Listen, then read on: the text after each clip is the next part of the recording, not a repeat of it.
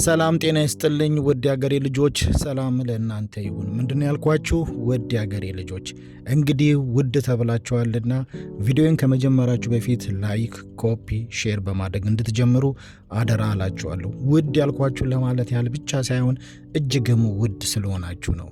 እነሆ በሀገራችን በተለያዩ ስፍራ ቦታዎች በሚካሄዱ ግጭቶች የሰው ሕይወት መጥፋት እንደዚሁም ደግሞ የንብረት መውደም የዕለት የዕለት ዜናችን እንደሆነ ትረዳላችሁ።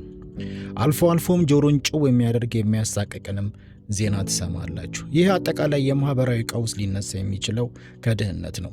ድህነት በሶስት ደረጃዎች ሲከፋፈሉ አንደኛው ቁሳዊ ድህነት ሲሆን ሁለተኛው ደግሞ ስነ ልቦናዊ ድህነት ነው። በሶስተኛ ደረጃ ላይ ደግሞ ሲደርስ አእምሯዊ ድህነት ነው። ዜጎች አእምሯዊ ድህነት ላይ ሲደርሱ ነገ ወይም የሚሉት ነገር ስለማይኖራቸው ተስፋ በመቁረጥ ምንም ከማድረግ ወደኋላ አይመለስም። በሚያሳዝን ሁኔታ ሟቾቹም ገዳዮችም የሚያሳዝን የህይወት ደረጃ ያላቸው በድህነት ውስጥ የሚኖሩ እንደሆነ ደግሞ ስታውቁ እጅጉን ልባችሁ ይሰበራል። ውድ ኢትዮጵያውያን፣ ይህንን ከፍተኛ የሆነው ጠላታችን የሆነውን ድህነትን ማጥፋት የምንችልበት አንድ መንገድ ብቻ አለ። እሱም ሀገራችን የማህበራዊ ወይም የመሰረተ ልማት አውታሯን የግድ ማስፋፋት ይኖርባታል። ይህ የመሰረተ ልማት አውታር መስፋፋት እንደ ኤሌክትሪክ፣ የጤና፣ የመንገድና ትራንስፖርት አጠቃላይ ፍትህን በተመለከተ የማህበራዊ ጉዳዮችን ማሻሻል ይኖርብናል። ከዚህም ትልቁን ድርሻ የሚይዘው ኤሌክትሪክ ነው። ተፈጥሮ ሳሰስት በሰጠችን በሀገራችን ባሉ በተፋሰሱ ወንዞችና እንደዚሁም ደግሞ ባሉ ሐይቆች ከፍተኛ ኤሌክትሪክ ኃይል ማመንጨት የምንችል ምቹ ሀገር ያለንን። ይህን እድል የታደሉት በሀገራችን በጣት ከሚቆጠሩት ሀገሮች ጥቂቶቹ አንደኛዎቹ እንደሆንን ይህንንም ልትረዱት ይገባል። ይህንን በሃይድሮ ኤሌክትሪክ ፓወር በቀላሉ ኤሌክትሪኩን ማመንጨት በመቻል የሀገራችንን ድህነት ታሪክ በማድረግ የዜጎቻችንን ህይወት ማሻሻልና እንደዚሁም በተለያየ በአረብ ሀገር እየተሰደዱ ያሉት ውብና እጅግ ለጋ ሴት እህቶቻችን እንደዚሁም ወንድሞቻችንን በበረሃና በባህር እንዲበሉ አናደርግም ነበር።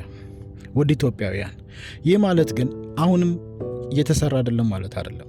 ይበል የሚያብሉ ስራዎች እየተሰሩ ነው፣ ግን በቂ አይደለም። ይህንን በጣም ማሻሻል ይኖርብናል። ሀገራችን በኤሌክትሪክ ኃይል ከ40 ሺህ እስከ 50 ሺህ ኤሌክትሪክ ኃይል ማመንጨት ስትችል በአሁን ሰዓት እያመረተች ያለችው ከ8 ሺህ እስከ 10 ሺህ ነው፣ እስከ 10 ሺህ ሜጋዋት ነው። ይህ በቂ አይደለም። ነገር ግን በሃይድሮ ኤሌክትሪክ ፓወር እንኳን ያለን ኃይል አሟጠን ብንጠቀም ሀገራችንን በከፍተኛ ሁኔታ በኢነርጂ አቅርቦት ላይ የተሻለች አድርጎ ያስቀምጣታል። ለዚህም ከጎረቤታችን ከግብፅ እንደዚሁም ደግሞ ከደቡብ አፍሪካ ጋር እኩል የሚያደርገንን የኤሌክትሪክ ኃይል ማመርት እንችላለን። ይህ ማለት በተዘዋዋሪ ለ20 ሚሊዮን ዜጎቻችን የስራ ዕድል ስንፈጥር በቀጥታ ደግሞ የህዝባችንን ግማሽ የሚሆነውን ከ50 እስከ 60 ሚሊዮን ለሚሆን የሀገራችን ህዝብ ቀጥታ ኤሌክትሪክ ሳይቆራረጥ እንዲደርሰው ማድረግ እንችላለን። ይህን አደረግን ማለት በሌሊት ወይም በምሽት ስትታይ እንደ ወርቅ ያማረች ሳህን ስትሆን፣ በቀን ደግሞ አረንጓዴ የተነጠፈባት ገነት ፏፏቴ ያላት ሀገርን ትመስላለች። እንግዲህ ወገኖቻችን ሆይ በዚህን የመሰለ ምድር ላይ ተቀምጠን ነው እርስ በርስ የምንባላው። የሃይድሮ ኤሌክትሪኩን ፓወር ብቻ አልኳችሁ እንጂ ሀገራችን በፀሐይ፣ በንፋስ፣ በከሰል ድንጋይ እንደዚሁም ደግሞ አሁን ጋዝ ተገኝቷል። በጋዝ ደግሞ ማምረት ስንጨምር በኢነርጂ የተጥለቀለቀን ሀገር መሆናችን እሙን ነው። ይህንንም የኤነርጂ ኃይል ለአፍሪካ አገሮች ለጎረቤቶቻችን በቅናሽ ዋጋ በመሸጥ የበለጠ ትርፍ ማግኘት የምንችልበት እንደሆነስ ስንቶቻችሁ ታውቃላችሁ? እንግዲህ ይህን ሁሉ ትተን ነው እርስ በርስ እየተካሰስን፣ እየተገዳደልን፣ እየተጠላለፍን፣ እየተጠፋፋን የምንኖረው።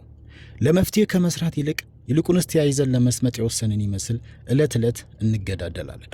አንዳችን በአንዳችን ላይ እንጠቆማለን። ይህ ደግሞ እጅግ አሳዛኙ ነገር ነው። ውድ ኢትዮጵያውያን፣ ይህንን ለማድረግ ይህንን ለመስራት ቀላል ተግዳሮት እንደሌለ ግልጽ ነው። ነገር ግን ይሄ የሆነው እኛ ተከፋፍለን በያለንበት ሁላችንም አጥር ሰርተን ስለተኛን እንጂ በአንድነት መሰብሰብ ስንጀምር ጠላቶቻችን በሰባት አቅጣጫ እንደሚበተኑስ ስንቶቻችሁ ታውቃላችሁ? ጎበዝ፣ ዛሬ ወደ